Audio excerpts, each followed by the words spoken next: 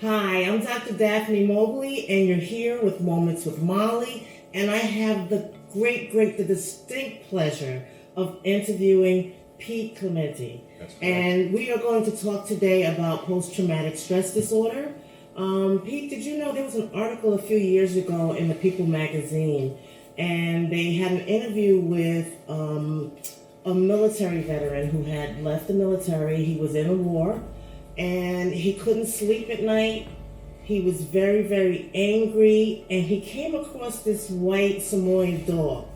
And the dog, he decided to rescue that dog, but really that dog rescued him.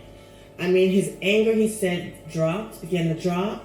And he also realized that for the first time, he was able to sleep through the night, the first night he had that dog. God bless. And he went on to get his master's in social work to work with other war veterans who have PTSD. So I'd like to hear about your story of PTSD. And I forgot to mention, we also have little Ozzy here. He is the cutest, almost as cute as Molly, right? But he's adorable. Pete, tell us your story. I absolutely will. All right, first I want to say thank you for having me on Moments with Molly. It's really an honor. You were on my show not too long ago. Yes, I had a ball. And I tell you, we hit it off right away. I knew you were inspirational, motivational, and had a good message to preach. So Thank you. I'm glad to be here. So I'll tell you my story is, I've always been very active. I owned a martial arts school, a fitness place, and I did all those Spartan races. Mm-hmm. And one day we took the family, my wife and I, to the town carnival that comes around. It was 5 years ago. Yes. It was actually on July 14th, 2014. Yes. And two of my daughters went down the slide where you put a potato sack on and you go down the bumpy hills or whatever. Mm-hmm. So my two older daughters went, my 3-year-old daughter was begging me to go, and I said, nah, look at those kids, it's a little too rough. And she said, come on, Dad, my sisters went. I said, all right. So we walked to the top. It was dark out. I sat down on the sack. The guy was holding my daughter. She sat on my lap. And you figure we're going to go down this slide and have fun and share this experience, memorable moments. And with that said, we went over the first bump. She was all happy. And as we got to the second bump, I stopped instantly.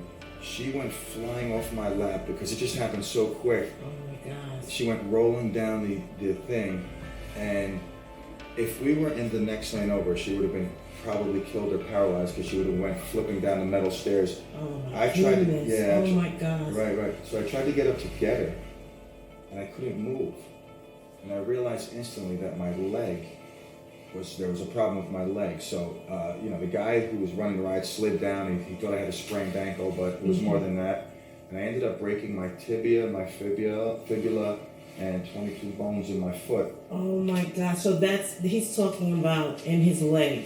He broke bones in his leg. In my right in leg. his foot. Yeah, in my right leg. Well, they didn't know, but when they took me to the hospital that evening, they diagnosed the broken tibia and fibula and said it was a really bad snap in two spots.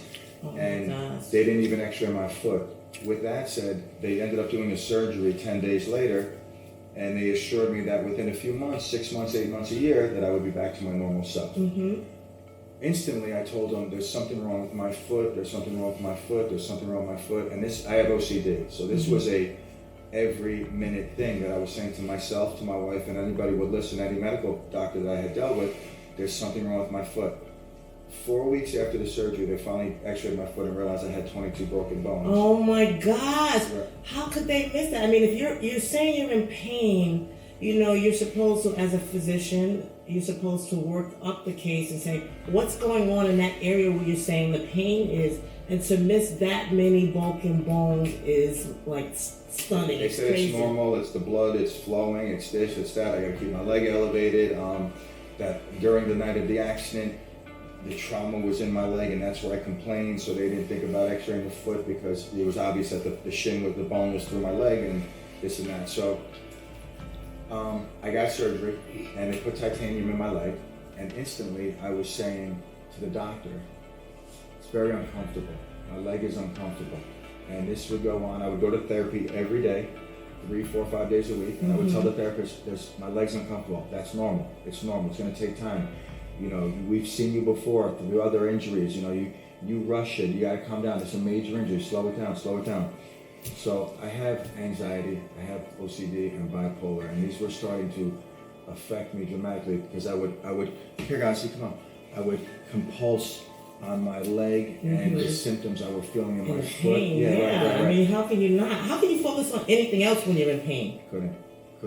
And 1 month turned into 2 months, 6 months, and don't worry, you're gonna be fine, turned into a year, and then a year and 6 months. Wow. And for me, because I am manic, I need to keep my exercise at that level, like high, strong. Yes, to get all that out. Yes. Right. So I couldn't do that.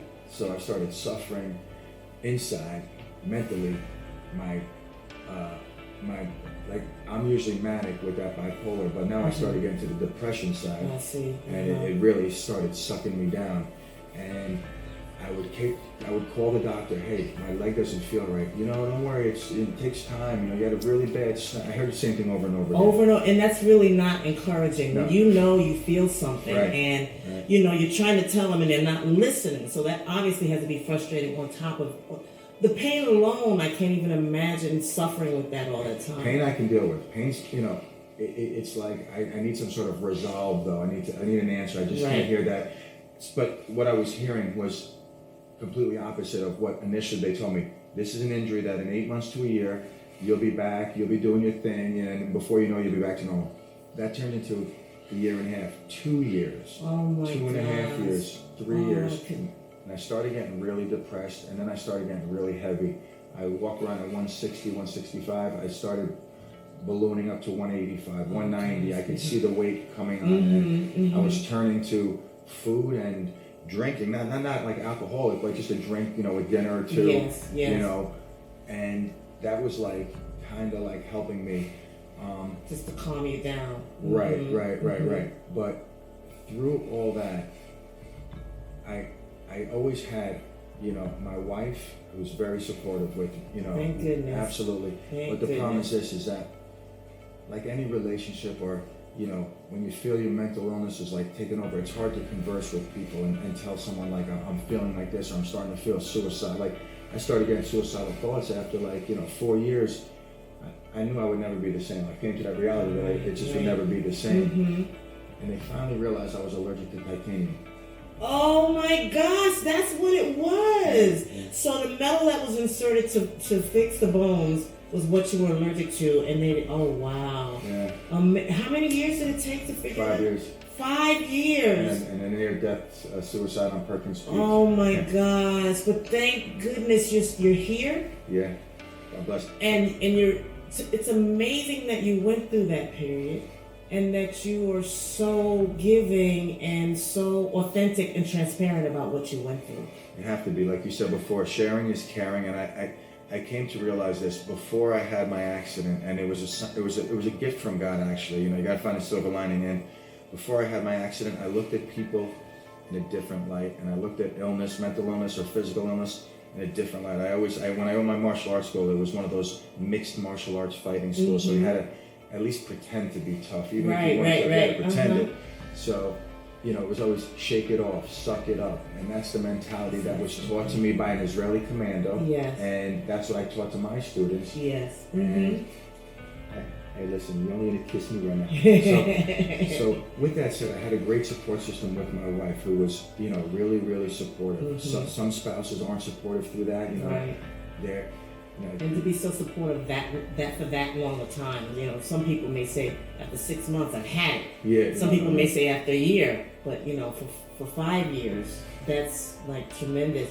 And so, did you have Ozzy then? Yes. And I'll tell you how Ozzy impacted me was, my wife's a teacher. When I was going through this depression, I would end my work days early because I couldn't really function with society. So I tried to do, you know, the best I could, but I really was coming home a lot, and my wife wasn't home. So who I turned to was my dog. We would go upstairs and lay in bed, and I'm a true believer that dogs hear what you're saying. They do. They do. They absolutely do. Right. So we don't have to debate that. But what I did is I told Ozzy everything I was going through. And Ozzy was such a good listener, and all he was concerned about was making sure that I had a smile on my face. So he would do everything he could while my wife wasn't here to help me. And he would hug me and he would kiss me, and he would Yes. lay with me. And granted, Ozzy is a lazy dog; he'll probably lay with anybody. He's a cutie pie. Anybody would be glad to have him. But they sense what we're feeling. Absolutely. And they'll position themselves to just nuzzle right up against you and look at you with those eyes. They're not judging you. They're just looking at you and giving you that unconditional love. Anytime. I mean, you could be in the worst mood, but they come wagging their tails and just do something that makes you realize that you're loved. Yeah, you know, I don't know about my mood. It shifted from day to day because of bipolar as well as the situation I was in. Mm-hmm. But I was in the worst state of mind that I've ever been. And like I said, I was at a point having suicidal thoughts and whatnot. And Ozzy, he offered unconditional love. And when you have problems like that, no matter what they are, it's unconditional love. That whether it's from a human, and humans, it's tough to offer unconditional love. You know what I'm saying? Right, but right. dogs, Yes. they do it, and they do it so easy, without any effort. So, Ozzy himself has had a rough life. He's a rescue dog. Someone, would you believe that someone just left him in the woods he wants attention, to fend for himself. Yes, so yes.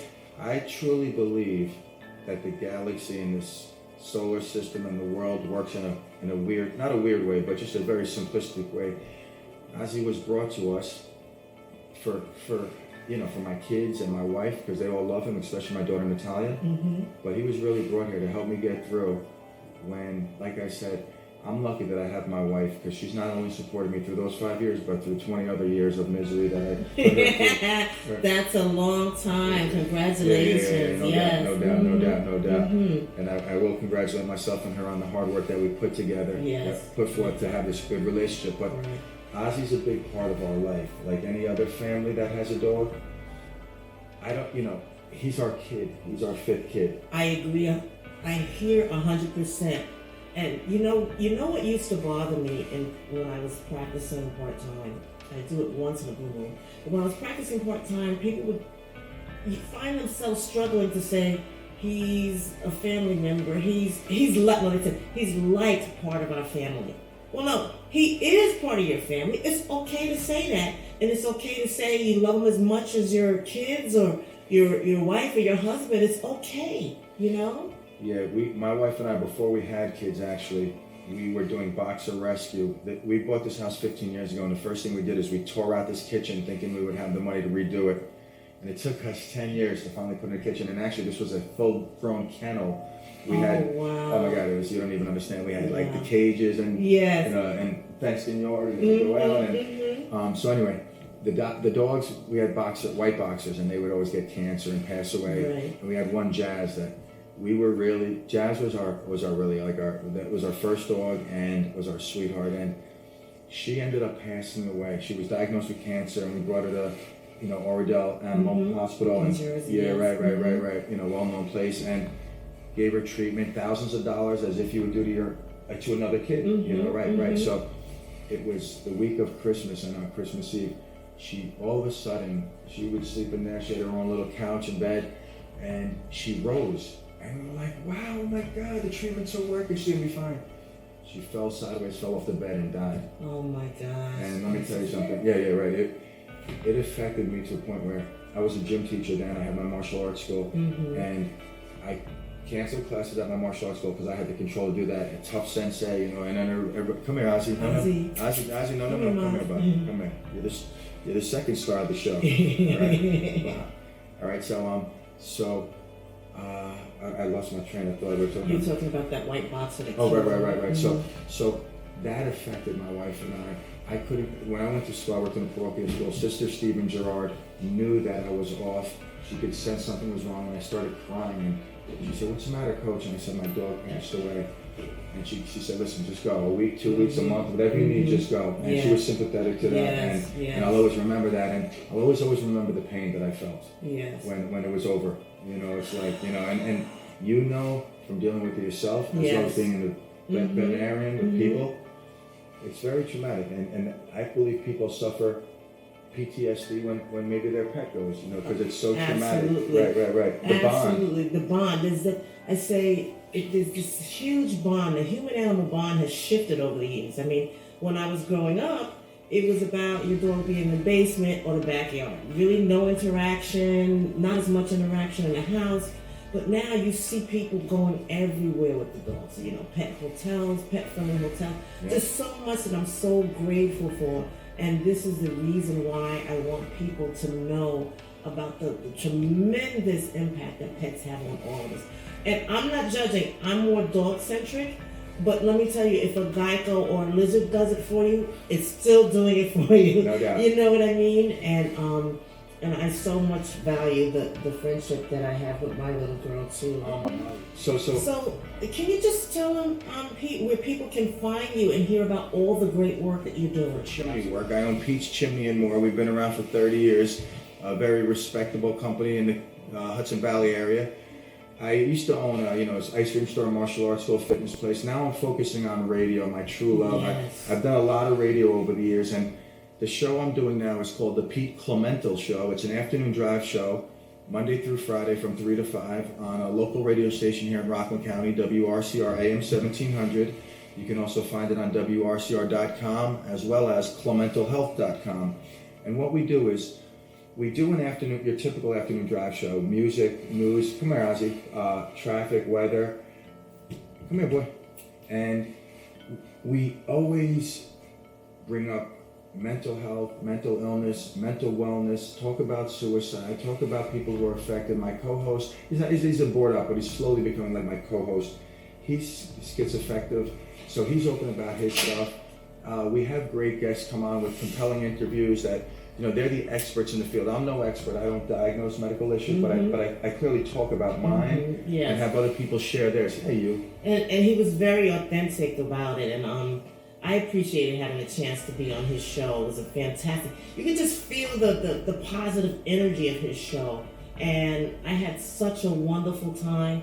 And I hope you all tune into it. It's absolutely positive. The energy. It's just wonderful. And he's doing this because he loves giving back and educating people and giving positive vibes to everybody. That's what we need more of in this world. It's really what we do need more of. I mean, I'm 49. It took me a long time to really find my real calling. My calling came through that accident. So there was a silver lining in that. And, you impact people. And, one person might send you an email or a text or, we were in Hershey Park and a friend that I grew up with that he follows me on Facebook. Mm-hmm. He actually told me in front of my kids that he had a shotgun in his hand ready to take his life, but he felt so inspired by the things I was doing and posting that I was getting through my stuff that he felt that God was giving him another chance. And you hear something like that, yes, and it sticks with you for a long time, and it really encourages you to keep doing what God's put up, what He's put you on His path for. Yes. So we need more positive people like you people who are watching this video right now. And so at this time, I'd like to say thank you so much, Pete. I had a wonderful time here with you, with Ozzy, with Molly, and I'd like to say bow wow, ciao. Thank you. Welcome.